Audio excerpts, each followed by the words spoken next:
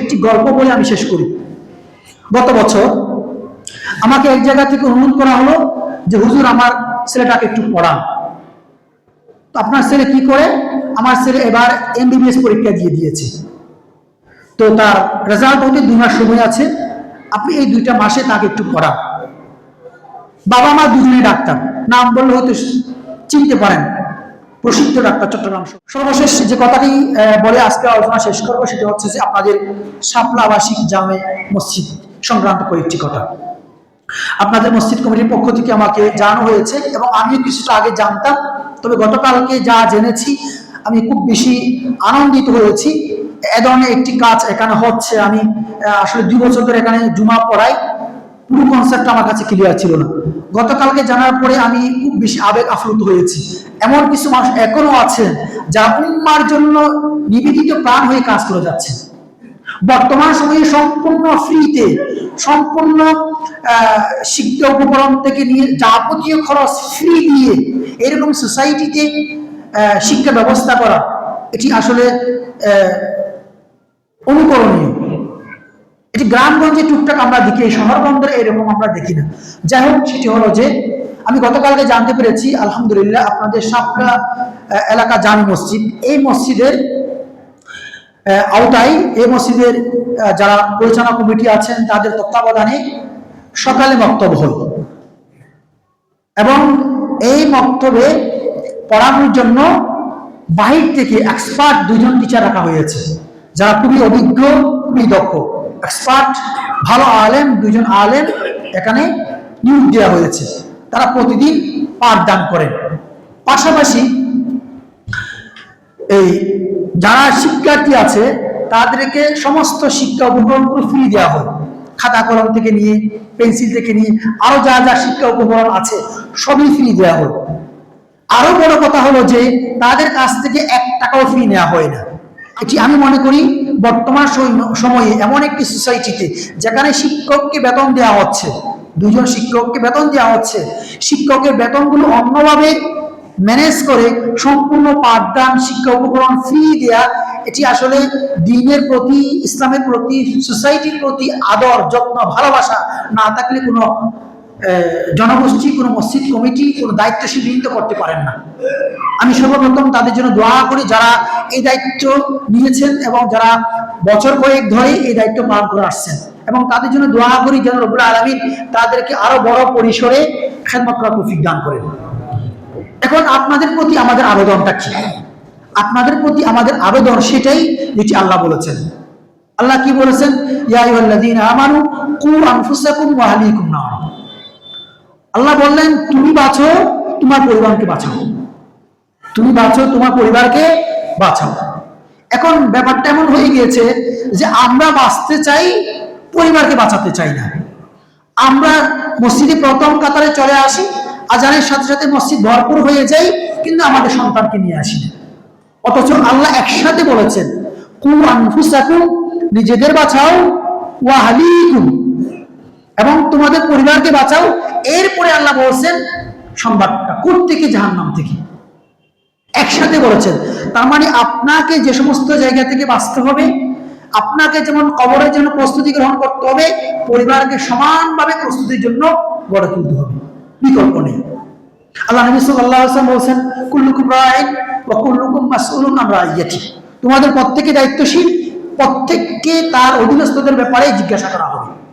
তাকে কিভাবে দিক নির্দেশনা দেওয়া হয়েছে, তাকে সঠিক পথে ডাকা হয়েছে কিনা, তাদের প্রতি তার যে দায়িত্ব কর্তব্য ছিল সেগুলো পুঙ্খানুপুঙ্খানু আদায় করা হয়েছে কিনা, প্রত্যেকটি জবাব কিয়ামত দিবসে আল্লাহর কাছে দিতে হবে। এখন সন্তানদের প্রতি আমাদের দায়িত্ব কর্তব্য কি? আমাদের প্রথম দায়িত্ব কর্তব্য হলো তাদেরকে দ্বীনি শিক্ষায় শিক্ষিত করা।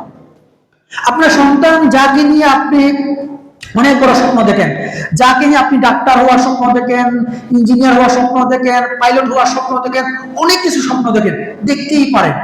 ইসলাম উৎসাহিত করেছে, ইসলাম আপনাকে উদ্বুদ্ধ করেছে এগুলো করতে। তবে গত জুমা বলেছিলাম মুমিনের প্রত্যেকটি প্ল্যান, প্রত্যেকটি কর্মকাণ্ড হতে হবে আখিরাত রিলেটেড। আপনার প্রত্যেকটি প্ল্যানের সাথে প্রত্যেকটি স্বপ্নের সাথে আখিরাতকে সংযুক্ত করতে হবে। তখন দেখবেন দুনিয়ার এই প্ল্যানটি, এই কর্মকাণ্ডটি আপনার ইবাদতে পরিপূর্ণ হবে। সুবহানাল্লাহ। আর যদি আপনার দুনিয়ার জাগতিক যে প্ল্যানগুলো আছে, সন্তানকে মানুষ করার যে প্ল্যান আছে, এটা করতে গিয়ে যদি এটার সাথে আখিরাতকে সংযুক্ত না করেন, জোড়া লাগিয়ে না দেন, তাহলে এটি নিছক একটি দুনিয়ার কাজ হয়ে দাঁড়াবে, আর কিয়ামত দিবসে এটি আপনার কোনো কাজে আসবে না। সন্তানকে দ্বীনি শিক্ষায় শিক্ষিত করা, অ্যাটলিস্ট তাকে সহি শুদ্ধ কোরআন তেলাওয়াত শেখানো একজন বাবার উপরে, একজন অভিভাবকের উপরে ফরজ।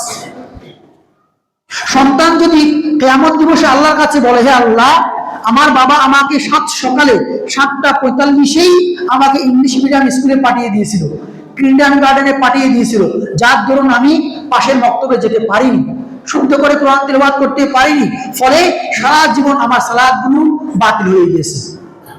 কারণ কি? অশুদ্ধ ছিল কোরআন তিলাওয়াত।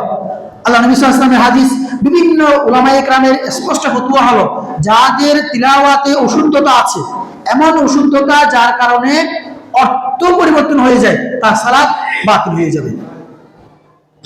তাহলে আপনি সন্তানকে শুদ্ধ তিলাওয়াত শিখাননি, ফলে সে বড় হয়েছে, বড় হয়ে টুকটাক হুজুরদের কাছ থেকে শিখেছে, অবস্থায় শিখেছে যখন তার কণ্ঠনালীগুলো শক্ত হয়ে গিয়েছে, সে এখন হা বলতে পারে না, সে এখন আইন উচ্চারণ করতে পারে না, সে এখন কফ উচ্চারণ করতে পারে না, কারণ কণ্ঠনালী শক্ত হয়ে গিয়েছে।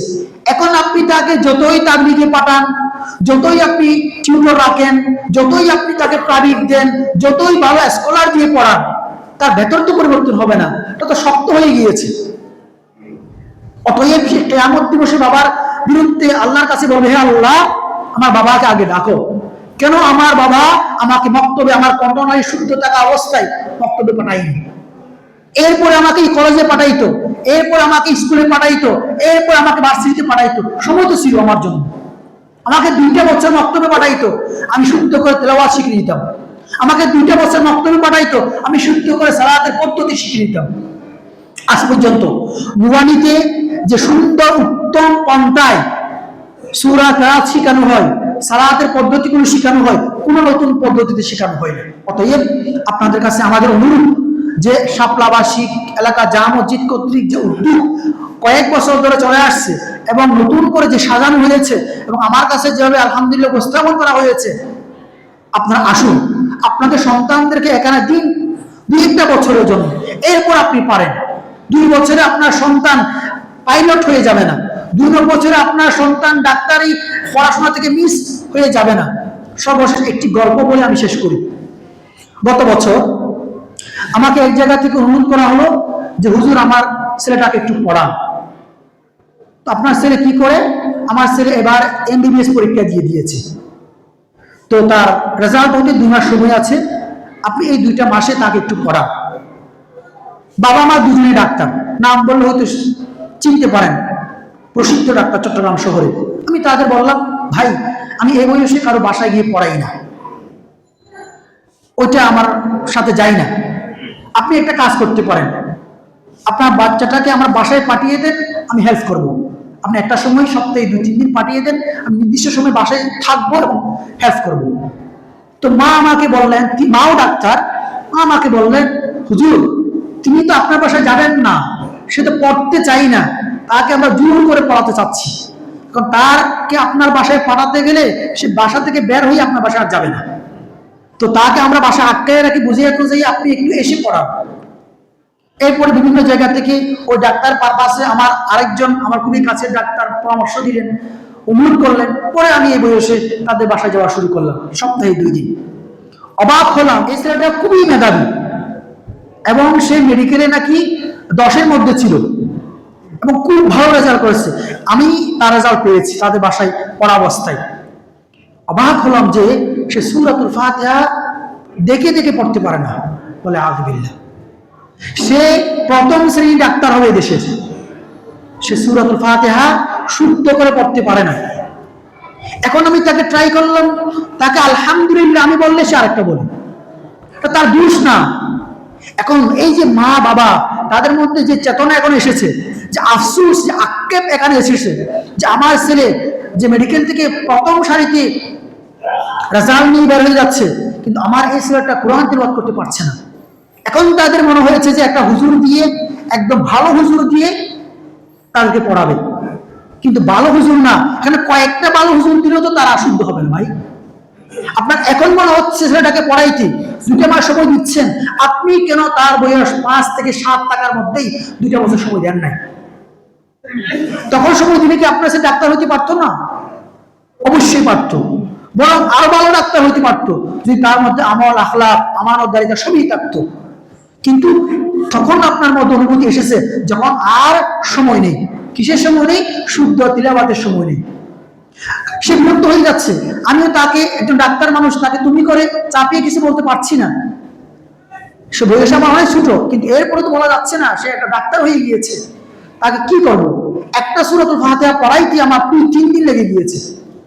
এরপরও আমি সন্তুষ্ট হতে পারিনি তার উপর, তার তিলাওয়াতের উপর। আল্লাহ যদি মাফ না করে, তার এই সূরাতুল ফাতিহা দিয়ে তার তিলাওয়াত শুদ্ধ হবে না, তার সালাত হবে না। মোহতরম হাজিরিন, কাজেই একটা সময় যখন আপনি আক্ষেপ করবেন, তখন আপনার হাতে সময় থাকবে না। অতএব সময় থাকতে আপনার বাচ্চাকে একটু সময় দেন, তাকে দ্বীনের পথে পাঠান, এ সমস্ত মাদ্রাসার মধ্যে পাঠান। এরপরে আপনার চট্টগ্রামের, ঢাকার, দেশের বাইরে সর্বোচ্চ নামি দামি স্কুল, কলেজ, ভার্সিটিগুলো পড়ান। আমাদের কোনো আপত্তি নেই, আমরা আপনাদেরকে চাই এরকম আপনার সন্তান ভালো একটি জায়গায় যাক, আমাদের সন্তান যাক, কিন্তু তার বেসিকটা যেন দ্বীনের সাথে সম্পৃক্ত থাকে। তার সারা জীবনে সালাত যেন শুদ্ধ হয়, সে যেন সালাতটা শুদ্ধ করে পড়তে জানে, পদ্ধতিগুলো ভালোভাবে জানতে পারে। মোহতরম হাজিরিন, সর্বশেষ আবারও আপনাদেরকে শাপলা আবাসিক এলাকা জামে মসজিদ কর্তৃক যে উদ্যোগ নেওয়া হয়েছে, সম্পূর্ণ শিক্ষা উপকরণ ফ্রিতে এবং টিউশন ফ্রিতে যে উদ্যোগ নেওয়া হয়েছে, আপনারা নিজেরা নিজের বাচ্চাগুলো এখানে দিন। যদি আপনাদের কাছে এনভায়রনমেন্টে কোনো পরামর্শ থাকে, সেটি আপনারা দিন। সর্বোচ্চ সহযোগিতা করে সবাই মিলে আমরা সুন্দর একটি সোসাইটি গঠন করি, আমরা সুন্দর একটি সমাজ গঠন করি। এই সমাজ থেকে আগামী দিনের প্রজন্ম, এই সমাজ থেকে আগামী দিনের নেতৃবৃন্দ আসবে, এবং তারাই আবার এই স্বাস্থ্য পরিচালনা করবে, তারাই আবার আপনার এলাকায় এসে জমা পড়াবে। আমরা এমন সন্তান চাই যে সারা সপ্তাহ ডাক্তারি করবে, জুমার দিনে আপনার সন্তান আপনার সামনে জুমা পড়াবে, সে সেনাবাহিনী প্রধান হবে, জুমার দিন জুমা পড়াবে। আমরা এমন সেনাবাহিনী চাই, আমরা এমন সন্তান চাই। আমরাও আপনাদের নিয়ে সন্তান, আপনাদের নিয়ে, আপনাদের সন্তান নিয়ে স্বপ্ন দেখি যে আপনাদের প্রত্যেকের ঘরে ঘরে এমন ডাক্তার হোক যে প্রতিদিন জুমা পড়াবে, প্রতি সপ্তাহে জুমা পড়াবে। আমরা দেখি আপনাদের ডিসি এমন হোক যিনি জুমা পড়াবে। প্রিয় ভাই আমার, আমরা আপনাদের সন্তান, আপনাদেরই ভাই, আপনাদেরকে নিয়ে জান্নাতে যেতে চাই। আমরা আপনাদের শুভাকাঙ্ক্ষী, আমরা মনে করি আপনারা আমাদের শুভাকাঙ্ক্ষী। আমাদের সব থেকে বড় পরিচয় হলো আল উখুওয়াল ঈমানিয়া, ইসলামী ভ্রাতৃত্ব। আপনার সাথে আমার পরিচয় কিসের? আমার দ্বীনি ভাই। আপনার সাথে আমার সম্পর্ক কিসের? আপনি আমার দ্বীনি বোন। এটাই আপনার আমার সম্পর্ক, এর উপর কোনো সম্পর্ক আর নেই। মোহতরম হাজির, আসুন আমরা সবাই মিলে এমন একটি সমাজ গঠন করি, যে সমাজ থেকে এমন সন্তান বেড়ে উঠবে যা জমা পড়াবে। আমাকে সেই দূর থেকে এসে জমা পড়াতে হবে না। আপনার এই এলাকায় ডাক্তার নেই, ডাক্তাররা জমা পড়াবে। এই এলাকায় ডিসি নেই, তারা জমা পড়াবে। এই এলাকায় এসপি নেই, তারা জমা পড়াবে। মোহতরম হাজিরিন, আল্লাহ রাব্বুল আলামিন আমাদের সবাইকে এমন একটি সমাজ গড়ার তৌফিক দান করুক। ওয়া আখিরু দাওয়ানা আনিল হামদুলিল্লাহি রাব্বিল আলামিন।